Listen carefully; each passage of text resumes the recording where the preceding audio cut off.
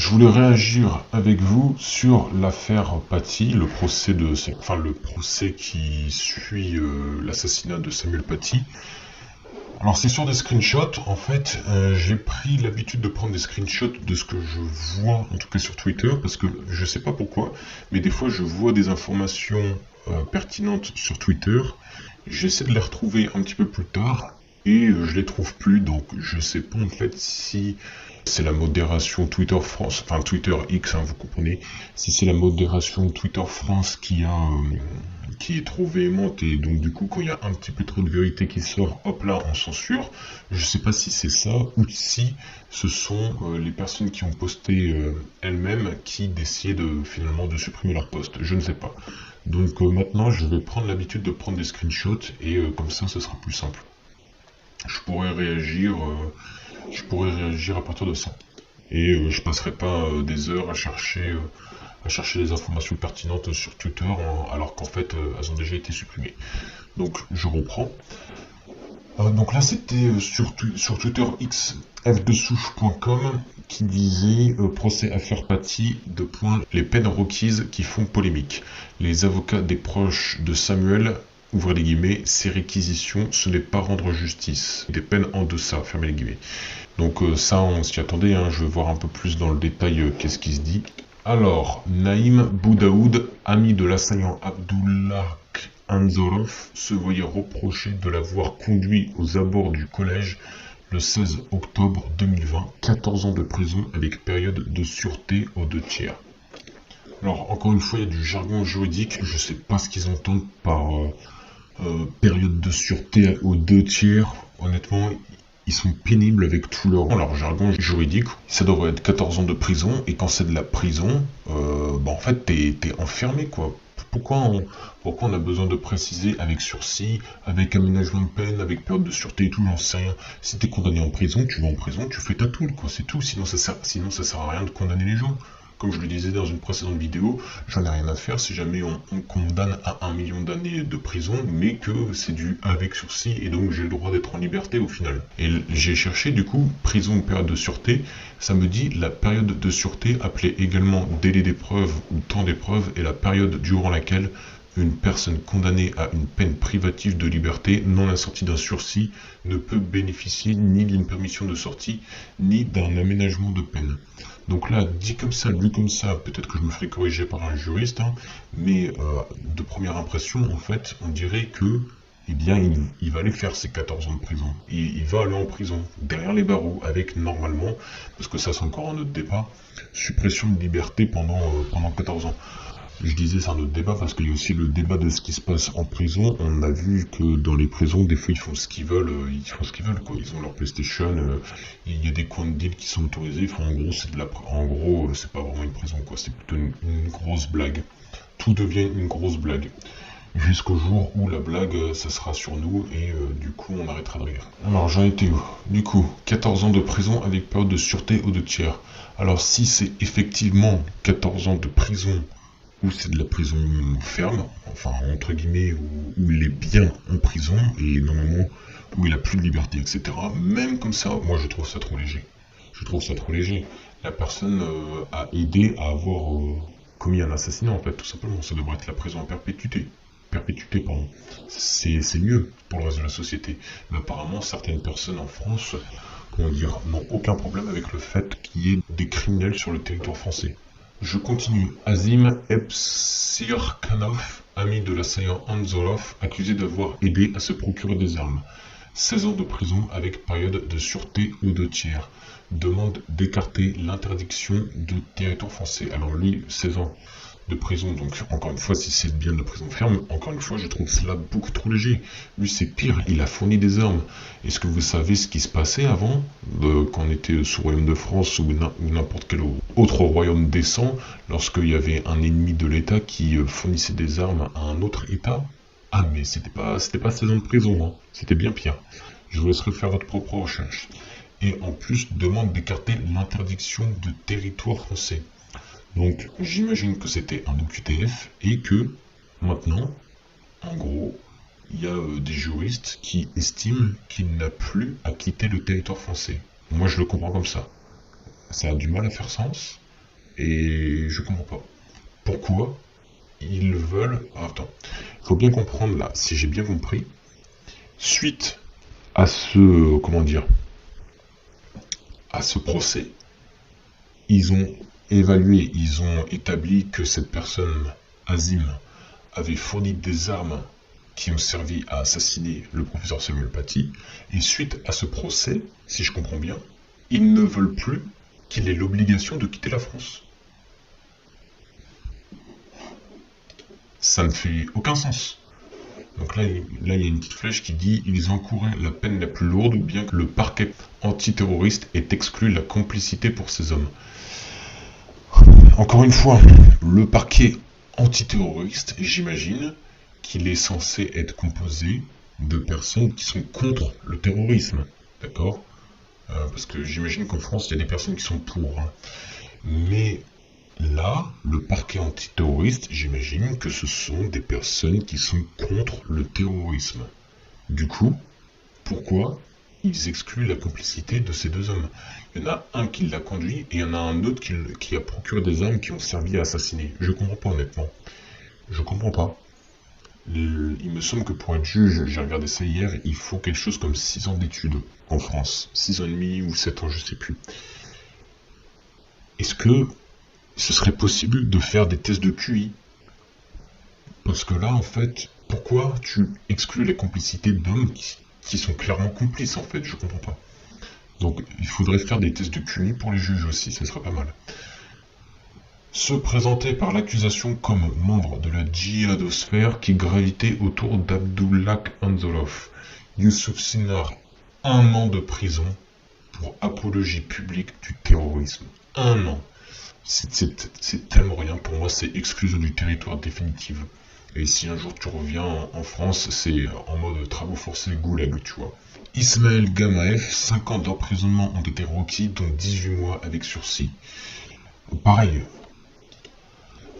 la prison avec sursis, donc là j'ai encore de vérifier, on parle de peine d'emprisonnement avec sursis total lorsque le tribunal qui a prononcé une peine d'emprisonnement ordonne que son exécution soit en totalité suspendue. Le sursis peut être simple ou assorti du placement du condamné sous un régime de mise à l'épreuve ou assorti d'un travail d'intérêt général. Franchement, ils nous font chier. Voilà, je le dis, ils nous pètent les couilles, les juristes, avec leur vocabulaire de qu'est-ce que vous venez nous péter les couilles avec toute votre prison avec sursis, etc. Si jamais la personne a fait de la merde, il doit aller en prison et il n'y a pas de sursis. Genre, pour moi, la prison, c'est derrière les barreaux et t'as une vie de merde. Voilà, pour éviter que tu recommences à faire des conneries. Pourquoi le concept de sursis existe en fait? Je comprends pas. Avant, quand les gens ils étaient exécutés parce qu'ils avaient fait de la merde, ils n'étaient pas exécutés avec sursis. Je reprends. Pareil pour Ismaël, pour moi c'est exclusion définitive du territoire français et c'est pas en mode on vous paye un avion avec classe à faire pour la destination de votre choix. Non, c'est en mode on vous reconduit à la frontière et vous vous démerdez. On vous refout sur un bateau et s'il y a des trous dedans, tant pis pour votre gueule, fallait pas faire de la merde. Et si jamais vous avez le culot de repointer votre cul en France, eh bien c'est direction les goulags. En fait, je comprends pas pourquoi on est aussi laxiste avec des gens qui font autant des conneries en France. Voilà. C'est déjà bien, franchement, qu'on n'ait pas la peine de mort. Je continue. Lokman Ingar, 3 ans de prison ont été requis, dont 2 ans assortis d'un sursis probatoire. Pareil, exclusion du territoire français. On te remet en Belgique, au Luxembourg, en Allemagne, en Suisse, en Italie ou en Espagne, tu choisis. On te paie pas un billet d'avion ou alors tu travailles dans un camp en France pour pouvoir repayer ton billet d'avion pour pouvoir aller où tu veux. Mais c'est mort en fait, tu dégages du pays. Je continue. Priscilla Mangel, 18 ans de prison, assorti d'un sursis probatoire pendant 3 ans, avec obligation de travailler et de se soumettre à un suivi thérapeutique. Pareil, tu dégages de la France. Pourquoi tu devrais vivre sur un territoire alors que tu es un danger pour le reste de la nation? Tout simplement. Je continue. Brahim Chnina, père de la collégienne menteuse, auteur de la vidéo. 10 ans de prison avec une période de sûreté fixée aux 2/3 de la peine, avec interdiction définitive du territoire français. C'est bizarre parce que là, vu comment c'est dit, j'ai l'impression que le gars devient un OQTF. Qu'en gros, il y a une interdiction définitive pour lui de circuler sur le territoire français. Mais dans ce cas-là, pourquoi il lui mettrait aussi une peine de prison? Parce que si c'est pas une peine de prison, il va aller en prison en France. Hein. Ils vont pas demander à un autre pays de l'accueillir dans leur prison. Ça n'a pas de sens. Du coup, là, honnêtement, je comprends pas trop la peine de cet individu, Brahim Chnina. Je comprends pas trop. Pour moi, si en gros il devient un OQTF, et bien dans ce cas-là, ça ne fait pas sens de aussi lui mettre une peine de prison. C'est comme les condamnations à l'ancienne, où les gens étaient parfois condamnés 3 ou 4 fois à mort, plus perpétuité, plus 120 ans de prison ou d'intérêt général. Enfin, tu vois, au bout d'un moment, ça suffit plus, juste condamner à mort, exécute-le, et voilà, on n'en parle plus. Ensuite, Abdelhakim Sefri, oui, militant islamiste, 12 ans avec une période de sûreté fixée aux 2 tiers de la peine et avec suivi socio-judiciaire de 8 ans. Lui aussi, c'est pareil, tous exclus. Franchement, excluez-les tous, là. Tous ceux qui sont reconnus coupables, dégagez-les de France. Ils ont rien à foutre sur le territoire français. Et si jamais ils ont que la nationalité française, et bah tant pis pour leur gueule. Foutez-les sur un bateau et menez-les en territoire international. Là, au moins, il n'y aura pas de problème de nationalité, de juridiction, et ils se démerdent. Voilà, tout simplement. C'est plus notre problème. À partir du moment où tu fais de la en France, normalement, tu devrais être prêt à en subir les conséquences. Moi, quand j'ai été un immigré dans d'autres pays, je me tenais à carreau. Déjà d'habitude, je me tiens à carreau quand je suis en France, mais encore plus quand je suis dans un autre pays, parce que je sais pas ce qui peut se passer si jamais je fais de la merde. Donc je me tenais à carreau, tout simplement. Ça me semble être la base en fait. Ces gens-là n'ont visiblement aucun QI ou alors aucune souciance de la justice. Et à juste titre, j'ai envie de dire, parce que encore une fois, la justice nous démontre, la justice entre d'immenses guillemets, nous démontre à quel point elle est laxiste, à quel point c'est une justice à 2 vitesses. Ensuite, je reprends sur un poste de F de souche qui nous dit le parquet, donc il parle du parquet de juge antiterroriste, demande d'écarter la mesure d'éloignement du territoire français pour 3 des accusés. Voici le motif. Donc là, de ce que je comprends, il y avait des accusés qui avaient déjà une obligation de quitter le territoire français, et le parquet, donc les juges antiterroristes, demandent à ce que cette obligation de quitter le territoire français soit annulée, ce qui pour moi ne fait aucun sens. Déjà avant, ces personnes-là étaient d'ignobles individus, vu que forcément ils avaient une obligation de quitter le territoire français, ça ne peut être que des ignobles individus, et là, ils sont complices de l'assassinat d'un professeur, et la réaction du parquet, c'est qu'il faut, comment dire, annuler l'obligation d'interdire, enfin l'obligation de quitter le territoire français. Quand je m'écoute parler, là j'ai du mal à parler, parce que quand je m'écoute parler, en fait ce que je dis n'a aucun sens. Et mon cerveau a du mal à formuler ce qui n'a aucun sens. Et là en l'occurrence ça n'a aucun sens. C'est pour ça que là je galérais à parler. Mais est-ce que vous comprenez ou pas? Le parquet de juges antiterroristes, l'une des mesures de justice entre guillemets, c'est en gros d'autoriser les terroristes à rester sur le territoire français. C'est ça en définitive. Les juges antiterroristes autorisent les terroristes à rester sur le territoire français. Voilà, c'est ça la conclusion. Donc je reprends. Le parquet a demandé à la Cour d'écarter pour 3 accusés la mesure d'éloignement du territoire requise normalement en cas de condamnation. Motifs viennent de pays en guerre et ont toute leur vie en France. Attendez, je me chauffe. Chnina, 2 points, interdiction définitive du territoire requis. Bon, au moins il y a quelque chose qui est fait pour Chnina. Enfin là, vu de ce que je lis, il est interdit définitivement d'être sur le territoire français. Voilà. Alors, juste, je me chauffe. Par rapport au fait qu'ils ont toute leur vie en France, je rappelle que quand il y a eu la guerre entre la Russie et l'Ukraine qui a éclaté aux alentours de 2022, il y a de nombreux ressortissants russes qui avaient leur compte bancaire en France, du moins certains comptes bancaires en France, et bien leurs fonds, leurs avoirs, leur argent a été gelé en fait. Il n'y avait pas de question de oui, ils ont toute leur vie en France, et non, en fait, l'État français s'en est battu les coups, et ils ont fait, pour moi, là honnêtement, ça relève de l'injustice. C'est pas parce que t'es un ressortissant russe que t'es forcément un collaborateur, ou je sais pas, que t'as forcément à voir avec la guerre qui se passe entre ton pays et un autre pays. Tout simplement, là honnêtement, je trouve que c'est de l'injustice totale. Alors que là, pour le coup, dans le cas de l'affaire Samuel Paty, on a établi que ce sont des complices par rapport à l'assassinat de Samuel Paty, et donc, pour le coup, ce serait justice que ces personnes dégagent de la France, même s'ils ont toute leur vie en France. J'en ai rien à faire. Ça aurait pu être des milliardaires, des millionnaires qui ont fait profiter tout le système français de leur argent, etc. Je m'en fiche. À un moment, l'argent n'achète pas la dignité. Donc ils devraient dégager de la France, tout simplement. Ensuite, l'autre motif, viennent de pays en guerre. Qu'est-ce que j'en ai à faire? Qu'est-ce que j'en ai à faire? Ils pourraient être venus du Mordor, ils pourraient être venus d'Isengard, ils pourraient être venus de l'enfer, je m'en fiche. Renvoyez-les d'où ils viennent. À partir du moment où un pays t'accueille et que toi tu décides consciemment, parce que c'est pas des débiles profonds non plus, enfin, je veux dire, ils ont quand même conscience de leurs actes. À partir du moment où ils agissent et que leurs agissements nuisent profondément à la société française, on parle quand même d'un assassinat, on ne parle pas d'un vol de chewing-gum à l'épicerie du coin, pour moi, ces gens-là devraient dégager du pays, tout simplement. Ils ont eu leur chance, ils l'ont gâché, ils dégagent. On enchaîne. Fidae, la fille d'Abdel Hakim Sefri, oui, un des principaux accusés du procès de l'assassinat de Samuel Paty, donc Fidae c'est la menteuse, a livré un témoignage sidérant. L'écrivaine Émilie Frêche, qui suit le procès de l'assassinat du professeur d'histoire, salue sa parole.